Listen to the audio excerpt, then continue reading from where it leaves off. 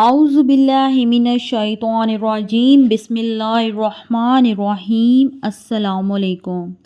جب ہر راستہ بند ہو جائے تو آپ مایوس نہ ہوں، بلکہ ایک آیت اور ایک سورت پڑھ لیں۔ اس وظیفے کو پڑھنے کے بعد آپ خود اللہ کی مدد کو آتے دیکھیں گے۔ آج کی اس ویڈیو میں آپ کو ایک ایسا وظیفہ بتایا جائے گا، اور جب آپ اس وظیفے کو شروع ہی کریں گے تو انشاءاللہ اللہ تعالیٰ آپ کی بڑی بڑی مشکلیں دور فرما دے گا۔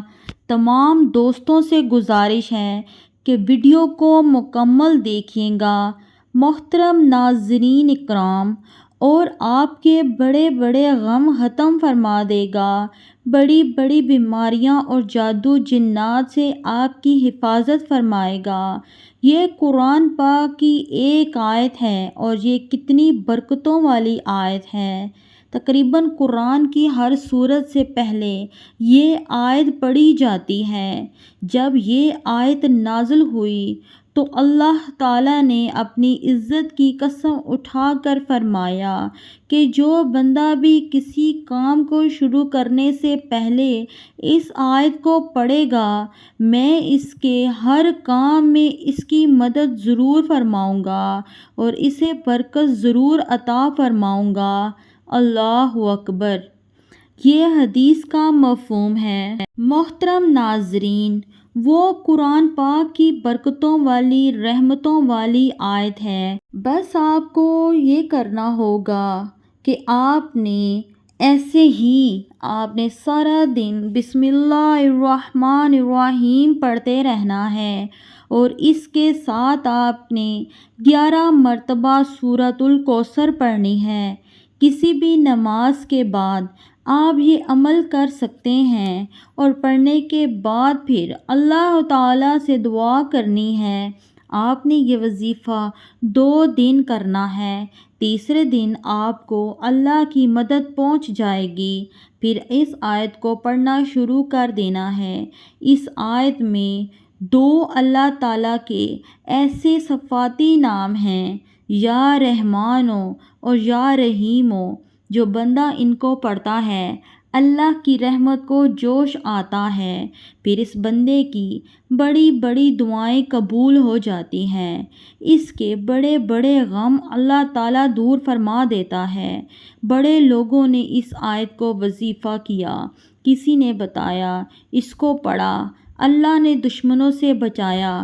کسی نے بتایا اس آیت کو پڑھا، اللہ نے بڑی بڑی بیماریاں ختم کر دیں۔ کسی نے بتایا میں نے رزق کے لیے پڑھا، اللہ نے رزق حلال دیا۔ کسی نے بتایا رشتوں کے لیے پڑھا، اللہ تعالیٰ نے شادی کے مسئلے کو حل کر دیا۔ اولاد کے لیے کسی نے پڑھا تو اللہ تعالیٰ نے اپنے فضل سے اس کو اولاد عطا کی۔ دنیا کے کسی کام کے لیے بھی آپ یہ وظیفہ شروع کر لیں۔ کسی بھی نماز کے بعد بسم اللہ الرحمن الرحیم پڑھتے رہیں۔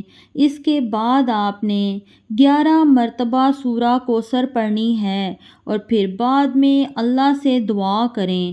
یہ وظیفہ آپ نے 2 دن کرنا ہے۔ آپ حیران رہ جائیں گے، اللہ تعالیٰ آپ کے ہر کام کو آسان کر دے گا اور آپ کی دعاؤں کو پورا فرما دے گا۔ ضرور پڑھیے گا۔ اس کے ساتھ نماز کا اہتمام بھی لازمی کریں۔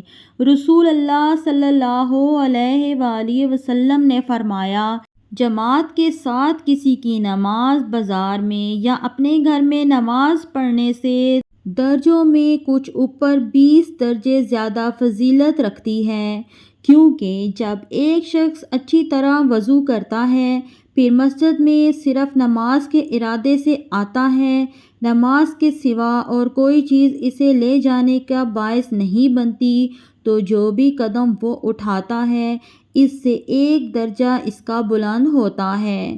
اس لیے دعا ہے کہ اللہ تعالیٰ ہمیں نماز کا پابند فرما دے، یا اس کی وجہ سے 1 گناہ اس کا معاف ہوتا ہے۔ اور جب تک ایک شخص اپنے اس مصلی پر بیٹھا رہتا ہے جس پر اس نے نماز پڑھی ہے، تو فرشتے برابر اس کے لیے رحمت کی دعائیں کرتے رہتے ہیں۔ اے اللہ اس پر اپنی رحمتیں نازل فرما، اے اللہ اس پر رحم فرما۔ یہ اس وقت ہوتا رہتا ہے جب تک وہ وضو توڑ کر فرشتوں کو تکلیف نہ پہنچائے۔ جتنی دیر تک بھی آدمی نماز کی وجہ سے رکا رہتا ہے وہ سب نماز ہی میں شمار ہوتا ہے۔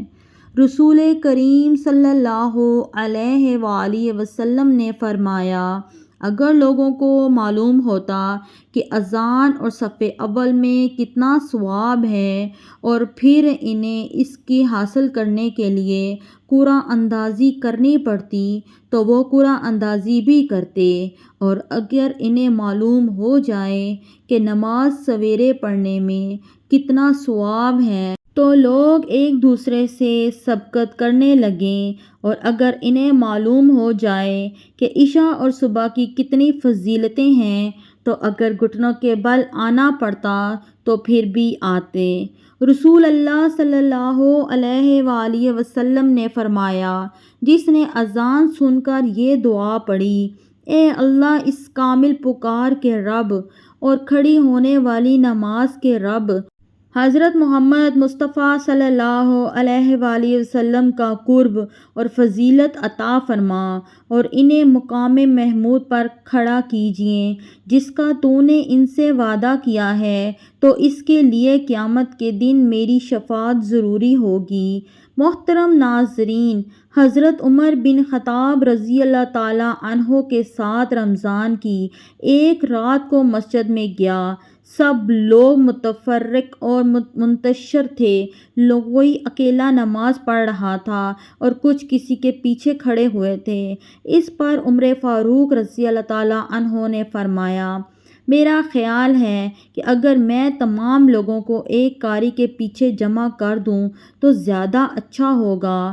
چنانچہ آپ نے یہی ٹھان کر ابی ابن کعب رضی اللہ تعالیٰ عنہ کو ان کا امام بنا دیا۔ پھر ایک رات جو میں ان کے ساتھ نکلا تو دیکھا کہ لوگ اپنے امام کے پیچھے نماز تراویح پڑھ رہے ہیں۔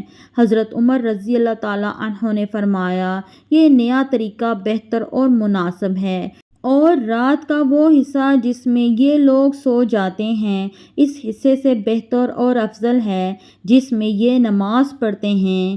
آپ کی مراد رات کا آخری حصہ کی فضیلت تھی، کیونکہ لوگ یہ نماز رات کے شروع ہی میں پڑھ لیتے تھے۔ دعا ہے کہ اللہ تعالیٰ میرا سنانا اور آپ کا سننا اپنی بارگاہ الہی میں قبول و منظور فرمائے، آمین ثم آمین۔ تمام دوستوں سے گزارش ہے، اللہ تعالیٰ کے 99 ناموں میں سے ایک نام کمنٹ میں ضرور لکھیں اور درود ابراہیمی کا ایک دفعہ ضرور ورد کر لیجئے۔ مجھے اپنی دعاؤں میں ضرور یاد رکھیں۔ اگلی ویڈیو تک کے لیے مجھے دیں اجازت۔ اللہ حافظ۔ میرے چینل اسلامک کرن کو سبسکرائب کیجیے اور میری ویڈیو کو لائک اور شیئر کیجیے۔